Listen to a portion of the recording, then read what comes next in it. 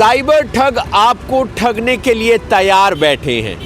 वो 1 मिनट लगाएंगे, आपका बैंक अकाउंट खाली कर देंगे अगर आप थोड़ी सी भी लापरवाही या गलती करते हैं। वो बैंक अकाउंट खाली हो जाएगा जिसे भरने में आपने बड़ी मेहनत की है, कई महीने लगा दिए, कई साल लगा दिए। एक मामला सामने आया है, ये मामला फरीदाबाद का है। दरअसल एक भाई ने एक रिचार्ज किया, अपने पिता का रिचार्ज किया और वो रिचार्ज 123 रुपये का कर दिया। हालांकि 123 रुपये का कोई रिचार्ज होता नहीं था। तो ऐसे में बड़े भाई ने सोचा कि ये जो रिचार्ज हुआ है ये पैसे रिफ़ंड करवा लेते हैं, और वो गूगल पर जाता है, वो एक नंबर सर्च करता है जिस पर लिखता है माई जियो का कस्टमर केयर नंबर क्या है। जब नंबर मिलता है तो वो कस्टमर केयर पर फ़ोन मिला देता है। वहाँ से एक व्यक्ति फ़ोन उठाता है और अपने आप को जियो का कस्टमर केयर का कर्मचारी बताता है। वो बताता है कि मैंने ऐसे ऐसे एक गलत रिचार्ज कर दिया है। वो एक ऐप डाउनलोड करवाता है, माई जियो ऐप डाउनलोड, और उस पर एक ऑप्शन देता है कि रिफ़ंड माई मनी। वो व्यक्ति उस पर क्लिक करता है। उसके बाद बैंक डिटेल डालने के लिए वो कस्टमर केयर का कर्मचारी उस व्यक्ति को बोलता है जिसने गलत रिचार्ज कर दिया था। ऐसे में फिर उसकी तरफ से बैंक डिटेल डाली जाती है और उसके बाद क्या होता है आप सभी को मालूम। उसके बाद होती है ट्रांजैक्शन। जी हाँ, 48,000 रुपये की एक ट्रांजैक्शन, 48,000 रुपये की दूसरी ट्रांजैक्शन। हाँ सर, फ्रॉड हुआ मेरे साथ। क्या कितना पैसा गया है, कैसे गया है? पहले मेरे साथ 48,000 रुपए की 2 ट्रांजैक्शन गई। अच्छा। और फिर उसके बाद बैंक खाता बंद कराने के बाद भी अगले दिन मेरे साथ फिर 1-1 लाख की 3 ट्रांजैक्शन गए। तो कुल मिलाकर 3,97,000 रुपए मेरा चला गया। 3 लाख मतलब 4 लाख के लगभग रुपए 4 लाख रुपए के आसपास चला गया सर। खत्म हो गए। तो कैसे हुआ आपके साथ ये फ्रॉड? मतलब किसी का फोन आया था या कैसे हुआ? सर एक्चुअली में मेरे पापा जी का फोन रिचार्ज होना था, जो भैया से गलत रिचार्ज हो गया था। होना था जियो भारत का, हो गया था जियो पॉपुलर का।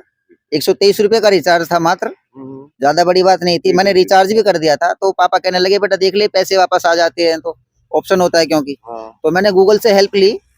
मैंने उस पर नंबर सर्च मारा कि मेरे पैसे वापस कैसे आए। तो उस पर एक पूरा पेज बनाया हुआ था उन्होंने, जिसपे उन्होंने अपना कस्टमर केयर नंबर और हेल्पलाइन नंबर लिखा हुआ था। सकते हैं। तो मैंने गलती से उस पर फोन कर दिया, भरोसे से फोन कर दिया, ये लगा लो आप कि ये मेरी हेल्प करेंगे। तो उन्होंने मेरे को पूछा कि भी कौन से नंबर से पैसे, मतलब कौन से खाते से पैसे कटे हैं, किस नंबर से फोन किया था, लास्ट के 4 नंबर बताओ अपने बैंक खाते के। तो मैंने 4 नंबर बता दिए। मुझे ये पता नहीं था कि मेरे साथ फ्रॉड हो रहा है। ना मेरे पास ट्रू कॉलर में भी मेरे पास कुछ नहीं आया कि भी कोई जंकर कॉल है या कुछ भी है। उस टाइम कुछ भी नहीं आया। ठीक है जी। उसके बाद में उन्होंने मेरे को बोला कि ऐसे आप जियो एप्लीकेशन डाउनलोड करो गूगल पे से, उससे फोन पे से। मैंने जियो एप्लीकेशन डाउनलोड करी। फिर उन्होंने जियो का कोई एप्लीकेशन वगैरह थी, उसमें उसने बोला कि आप इस पे लिखो, मैसेज लिखो कि भाई आपके रिफंड माई मनी, इस टाइप का कुछ लिखवाया उन्होंने। उसमें कुछ नहीं आया।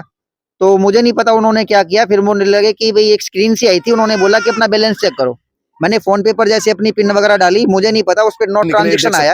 1-1 लाख रुपए निकले। 2 बार उन्होंने लिखवाया, दोनों बार नो ट्रांजैक्शन आया। और मैंने घबराकर फोन काट दिया। उसके बाद मुझे पता चला कि मेरे पैसे कट गए 96,000, 48,000 2 बार कटे हैं मेरे। इसका मुझे उस दिन भी नहीं पता चला था क्योंकि मेरे फोन में एप्लीकेशन दूसरी नहीं थी, किस साइट से कटे हैं, किससे कटे नहीं की पुलिस के द्वारा ना किसी साइबर। 3 लाख रुपए जब मेरे 12 तारीख को फ्रॉड हुआ, तो 13 तारीख को मैं बैंक गया। बैंक से मैंने स्टेटमेंट निकलवाई। उसमें मेरे को पता चला कि भाई मेरे अमेज़न वगैरह से कुछ पैसे कटे हैं 48,000 2 रुपए, जबकि मैंने कोई शॉपिंग नहीं करी। ठीक है जी। बैंक वालों को मैंने सारी बात बताई। भैया भाभी साथ गए थे मेरे, क्योंकि इनका भैया का अकाउंट है। अच्छा, आपका अकाउंट है? हाँ जी, मेरा अकाउंट है सर। तो आप गए थे बैंक में? मैं गया था सर। क्या बोला फिर बैंक में? मैंने हमने बैंक वालों को जाके बताया भाई हमारे साथ ये फ्रॉड हो गया है, और हमारा मतलब इस पे एप्लीकेशन पे क्या लिखना। उन्होंने कहा कि भाई इंटरनेट सेवा बंद करने के लिए लिख दो इस पर, हम आपका खाता बंद कर देंगे। उसके बाद भी उन्होंने तकरीबन 96,000 रुपये उसके खाते से निकल जाते हैं, क्योंकि सामने कोई कस्टमर केयर का कर्मचारी नहीं था, बल्कि एक साइबर ठग था जो उस व्यक्ति को ठगने के लिए बैठा था। ऐसे में वो व्यक्ति परेशान हो जाता है, क्योंकि वो तो महज 123 रुपये वापस लेने के लिए गया था, जो रिचार्ज गलत हो गया था। लेकिन उसके अकाउंट से तकरीबन 96,000 रुपये निकल जाते हैं। ऐसे में वो बैंक में जाता है। बैंक में जब वो ट्रांजैक्शन खोल कर देखता है तो उसके पैरों तले ज़मीन खिसक जाती है। वो हक्का बक्का रह जाता है, हैरान हो जाता है, क्योंकि उसके अकाउंट से 48,000 की 2 ट्रांजैक्शन नहीं हुई, बल्कि एक 48,000 की, दूसरी 48,000 की, और उसके बाद 3 ट्रांजैक्शन 1-1 लाख रुपए की हुई।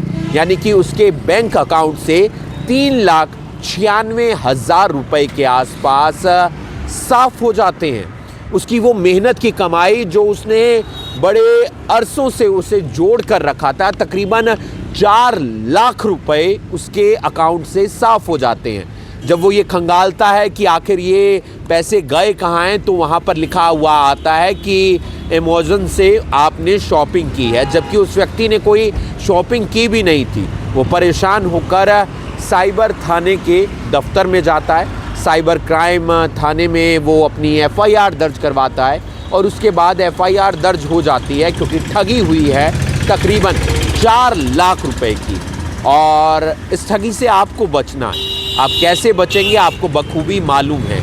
लापरवाही नहीं बरतनी है, OTP नहीं देना है। ऐसे बहुत सारे फ़ोन कॉल आएंगे कि आपने कोई पार्सल मंगवाया था, आपका कुरियर जो है वो कैंसिल हो गया है, या आपके मोबाइल पर ऐसी गतिविधियां चल रही हैं जिसके ज़रिए आप किसी मामले में फंस सकते हैं, आपको कोई डिजिटल अरेस्ट कर सकता है।